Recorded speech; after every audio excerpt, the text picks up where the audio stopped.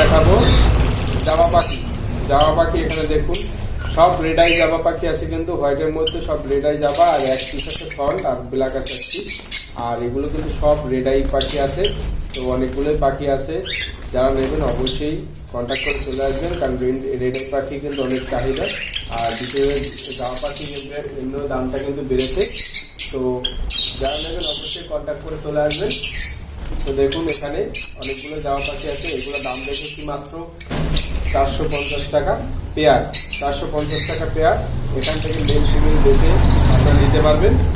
450 টাকা করে পেয়ে যাবেন, একদম হোলসেল প্রাইস। তো জামা পাখি কিন্তু অনেকটাই রেট বেড়েছে।